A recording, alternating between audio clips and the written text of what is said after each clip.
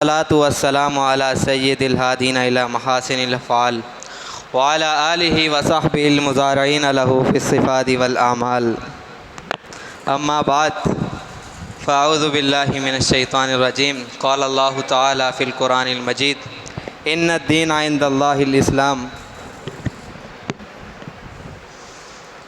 اصلاح عالم کا پس اب سامان ہو جائے، سب کا دستور العمل قرآن ہو جائے۔ اصلاح عالم کا پس اب سامان ہو جائے، سب کا دستور العمل قرآن ہو جائے۔ یہی ہے آرزو کہ تعلیم عام ہو جائے، ہر ایک پرچم سے اونچا پرچم اسلام ہو جائے۔ محترم بھائیوں، اللہ تعالیٰ نے اس کائنات کو وجود بخشا اور اس میں بے شمار مخلوقات کو پیدا فرمایا اور اس میں سب سے افضل اور اشرف انسان کو بنایا۔ پھر انسانوں کی رہنمائی کے لیے ہر زمانے میں انبیاء کو مبعوث فرمایا اور سب سے آخر میں آپ علیہ السلام کو مبعوث فرمایا۔ اللہ تعالیٰ نے فرمایا میری طرف سے تمہیں ہدایت پہنچتی رہے گی اور جو میری اس ہدایت کے مطابق زندگی گزارے گا اس پر کوئی غم اور خوف نہیں ہوگا۔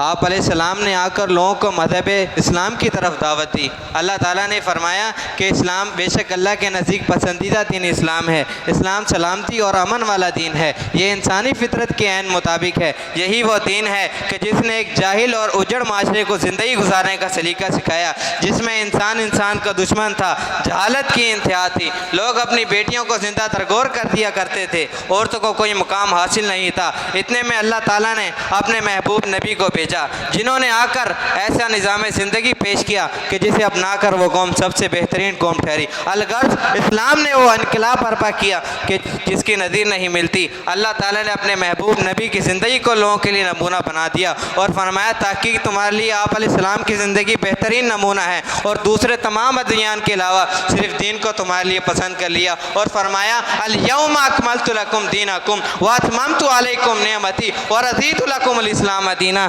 تحقیق تمہارے لیے اللہ تعالیٰ نے تم پر دین مکمل کر دیا اور تم پر اپنی نعمتیں پوری کر دی اور تمہارے لیے اسلام کو بطور دین پسند بھی کر لیا۔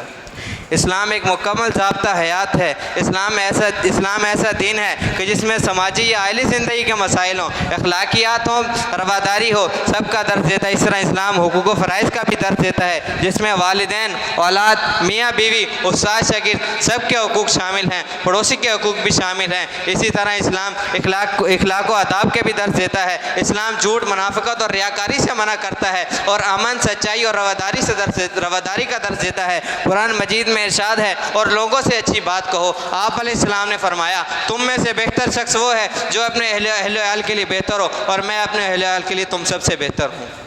اسلام کا معاشرتی نظام بھی خود ایک الگ نظام ہے اور دوسرے تمام نظاموں سے بہتر ہے۔ اس کا اندازہ یوں لگایا جا سکتا ہے اسلامی معاشرتی نظام صرف انسانی معاشرتی فلاح و بہبود اور ترقی کو ہی پیش نظر نہیں رکھتا بلکہ اس کی اصلاحی اور روحانی ترقی کو بھی پیش نظر رکھتا ہے۔ اسی طرح معیشت کے بارے میں اللہ تعالیٰ نے فرمایا یا ایھا الناس کلوا مما فی الارض حلالا طیبا، اے وہ لوگوں جو زمین میں تمہارے لیے پاکیزہ حلال چیزیں ہیں وہ کھاؤ۔ اسلام مساوات اور رواداری پر زور دیتا ہے اور اسی طرح اسلام آپس میں بھائی چارے کا بھی درس دیتا ہے۔ انما المؤمنون اخوہ، بے شک مومن آپس میں بھائی ہیں۔ اللہ تعالی ہمیں صحیح معنوں میں اسلام پر عمل کرنے والا بنائے۔ وآخر دعوانا الحمدللہ رب العالمین۔